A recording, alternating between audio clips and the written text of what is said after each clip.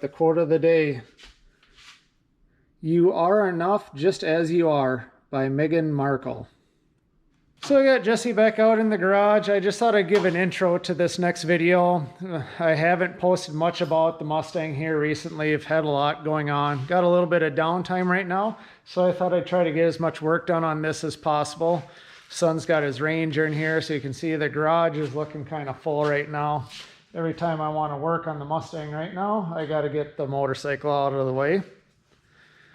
So, but I just thought I'd give a little intro about this.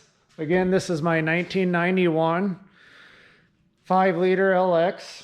Started out as a 5-liter 5-speed. The engine's in the truck now. But I wanted to build this into a nice corner carving street car, and just like most of us, we probably have scope creep. And now it's kind of turned into a race car that's going to be street drivable. So this next video is I've wanted to do some reinforcements for the rear suspension for the coilovers, since those original shock towers weren't meant to have that. And I know Alfredo Diaz, I'm drawing a blank on what his YouTube channel is. Maybe it is that. But he's got a 4i with a Cobra IRS, and it started tearing the shock tower pockets out. So I did a bunch of work, drew up some templates to make those reinforcements for that in the back of the car. And then I had a friend at work cut them out on a water jet, so I have some plate steel in there. And just had a miscommunication, and things weren't scaled right the first time, so it took a little while to get those parts cut. And then I also had to order the radius rods and the rod ends from Rod End Supply. And of course, just like everyone else, there was some things that were on back order. I think it was the shorter radius rods were on back order, so it took a while to get some of this stuff, and just got too busy. So it's been like months in the making. I think I started drawing up those drawings for the reinforcements for the plates last winter. So now today it is September 4th. So I just finished that up today, and that's what this video is going to be. So I'll try to cut the junk out and have as much information as possible, just to kind of show you my steps that I went through and where it's at right now.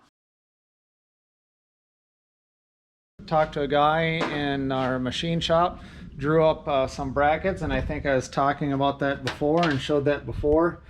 But I got this stuff all cut up now. Some of this material is 3/16 inch thick, and then these uprights and the ones that are going to go up to the roll bar are 1/4 inch. So as you can see here, I got this one kind of laid out where I want it, so it looks like I got some trimming. You can see there's a gap between this and the floor, but I'll probably may do some pounding on here, and maybe some cutting, or not so much cutting, but some grinding and smoothing on there with a flap disc to try to get that to fit down flush against the floor. Then I have to remember which one of these goes on which side. There's 2 of them. I think this is the one that goes on this side, so that'll fit up against there like that. Then I have these guys here that are going to go up on top of there, and I'll probably use some heat and work on bending these guys down so they fit down nice and square over the edge. That'll kind of go like so. And then I got these guys that'll get mounted up to the cage, and then I'll put my radius rods between that guy and this guy. And then I have a radius rod that'll go from side to side from this hole to one opposite on that shock tower.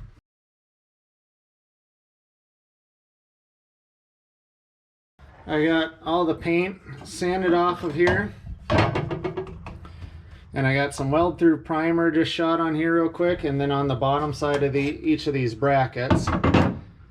And I did end up, I had these holes cut. They were about 1/4 inch, so I upped them to about 3/8 of an inch just so I could get a better like plug weld in there. I thought the 1/4 inch holes were too small. So I got those shot with weld through primer on the bottom of them, so I can get those, start welding those into place. I think I got things kind of set so that they're going to be down against the body of the car here pretty well on both sides. Got the welder rolled over here. Got the shop supervisor not happy that he's not getting attention. And as you can see, this 3M weld through primer, like I've had 2 cans of this stuff now, and I'm not too happy about that since they're not cheap cans, but they just, I don't know if this paint is just so thick and grainy and stuff like that. Like you can see here, it looks like it's built up here pretty good, but it just starts leaking on the top. So I've gotten in the habit of making sure I wear rubber gloves when I use this stuff. Like I said, I think this is the 2nd can that I've had of this stuff. I bought it at one of our local car parts stores. It's 3M primer, weld through primer. It just gunks up and it starts just hosing out of the top and spraying down the side of the can. And so luckily I had those on some cardboard, so it just kind of splattered all over that. But I thought, you know what, I'm just gonna keep going. I'm gonna probably have to clean up the bottom of this car, so I probably made more work for myself to do anyway. But I said the heck with it, I'll let it drip, try to use what I can. I think it'll come off easy with the wire wheels. So that's where I'm at. I'm gonna get those kind of tacked down, start welding them in, and then start working on the other pieces and getting those in. Got them all laying here on both sides of the car, and start making some progress. I got my bracket that goes on top of the shock tower, and I got a piece of tubing, and I'm just going to start trying to bend this tab around this. And I cut out this template so it matches what the shock tower is, so I'm going to try to start pounding around on these tabs, on these ears here. Use this piece of tubing that I have left over from the roll cage and start trying to bend that around. Might have to use the handy dandy flame wrench there to get some heat in there and hopefully get that bent decent. I was working on this guy, making this bracket to fit over the shock tower. Use the handy dandy flame wrench and a BFH. Grab my welding gloves. Used a pipe that was too hot to hang on to, so I dropped it on the floor. But I think this is looking pretty decent, I think. So here's my template that I used. I'll probably come back to it tomorrow, but it's looking pretty good. There's a little bit of a gap in there, but I think it's pretty good for my amateur hour here. So we'll take this guy. It's kind of hot to grab again. I was using the vise here, but just to give you an idea. So I got a nice little curve bent in here. And that's the guy that's going to fit up on top of the shock tower. Got some distortion going on there, but I think I'm going to call that a success. I think a learning lesson is the next time, if there is a next time, I'll leave this guy whole and not take this, have this cut out here, and then just have a solid piece, bend these tabs over on each side, and then cut this out after the fact, because this was pretty tricky. It started bending in, kind of bowing in like the same shape as the pliers there, and kind of bowed in that way. So I had to do some bending and bending it back out, but I think it's pretty good. We'll slap it on the shock tower and see how it looks. Like I said, I used the flame wrench, got this guy bent around. So it was a flat piece like that before. And now this is the after. It did start bending and flexing here where it's got kind of that thin section, but I was able to kind of straighten it out. But next thing is getting this guy, getting some of this rust cleaned up on here so that I can paint it after the fact. But this is the first time I'm trying slipping it on. looks pretty good. I might have to do a little sanding on some of this stuff. It actually fits pretty nice. I'm actually pretty impressed for my more of my amateur hour here. But there's a little bit of a gap there, but I'm pretty happy with how that's turned out. Well, we got a beautiful day here in Minnesota. It's starting to feel like fall. It's the day after Labor Day, and I was out here working on this again.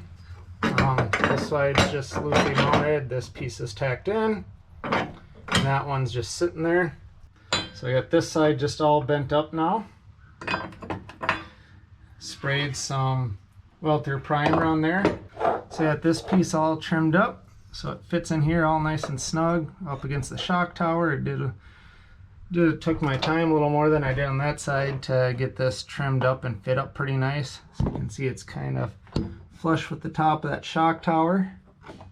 Then got this piece that was flat before, as you know. Got it all bent up, so it sits over that shock tower pretty nice. So I'm just going to work on trying to get this all squared up and true to the world here. And it's got a little slop there, but I think I'm okay with that. So I'll get this kind of tacked in. But that's how it's looking now. The next, I hope to be able to show you with it all welded in. Alright guys, thought I'd stop and show you. It's got these uprights welded in. This is the side I did first, the passenger side. So it's looking pretty good. I'll show you my crappy amateur welds. But I think it looks pretty good. So I got those uprights welded in, did this side second. I think I did a little bit better job on that one. So next, I'm gonna slop these guys up there. Start tacking them in and welding them in. And see how dangerous I can be. So I got the grommets that go for the top of the shocks there. So try to get that centered up. Of course, I won't leave this sitting in here. I just wanted to see how it looked. With it kind of set in place, I'll probably try to lightly weld around there so it doesn't get in the way of the grommet. I know some of the other kits I saw, I think there's, God, what is it, a CHE engineering or something, but it looks like it's a whole piece that goes clear over the top. Well, the top of your shock doesn't stick up that far through here, so I was scared that it would push the grommet up too high and you wouldn't be able to get the nut on the end of the shock, so that's why I did it like this. So learning lesson, if I did this again in the future, I'd probably leave this solid through here and then get this piece all bent and then cut the notch out for that. So it kind of did a number on this and kind of warped things around a little bit. This side doesn't look quite as warped out of shape as this other side did. It kind of got straightened out, but you kind of get the idea there. So next I'm going to start getting those welded on. This is the side I did first, so I'll get this one up and in place and then see how it looks. Alright guys, just thought I'd show this. So these are the rod ends that go on my radius rods, and I didn't realize these were 3/8 inch bolt holes. When I ordered it, I thought they were half, but I'm guessing this end here is half. So got the right size bolts here, some nice hardware. So a 3/8 bolt. Well, when I had the holes cut, I had them cut to 1/2 inch, so they're pretty sloppy. So I'm pretty happy with this idea that I found. I went to a local Menards. So, well, depending on where you're at, they probably got like a Fleet Farm, Tractor Supply, something. So I found these bushings. So they're 3/8 to a 1/2 inch bushing. A sleeve bearing, it says, bronze. So hopefully this will work. They're a 3/8 to a 1/2. I ended up cutting one, so it was just a shade under a 1/4 inch thick, so it's not as thick as I'd like it. So if I have enough left over, I'll probably cut a new one for this one and cut it a little longer. But it worked, and I just pressed it in.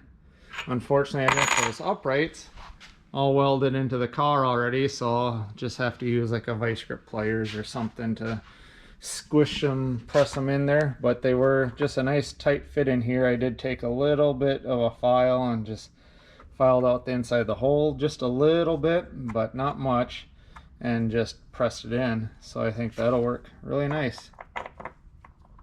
Nice snug fit on my 3/8 hardware. Alright, I just want to take a minute to show this before I get all of them installed. But I got the ones that'll go up in the roll cage up here. One's pressed in already, one's waiting.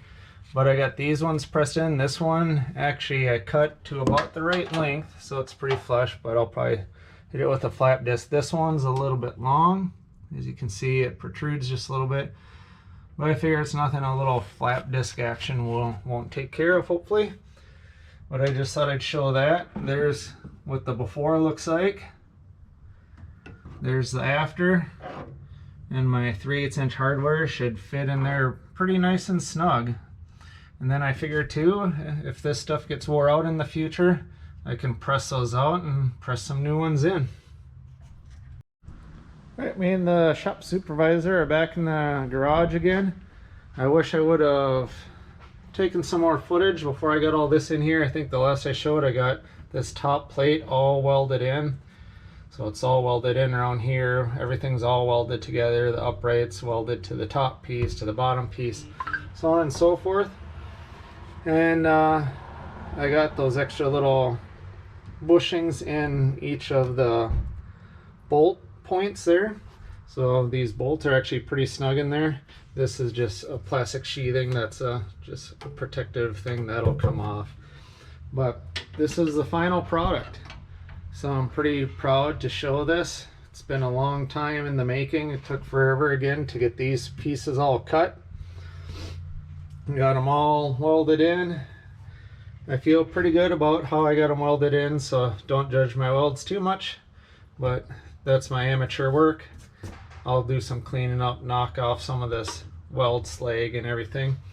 And got these upper tabs welded onto the roll cage, both sides of course. And that's the final product. So that's the big project all wrapped up.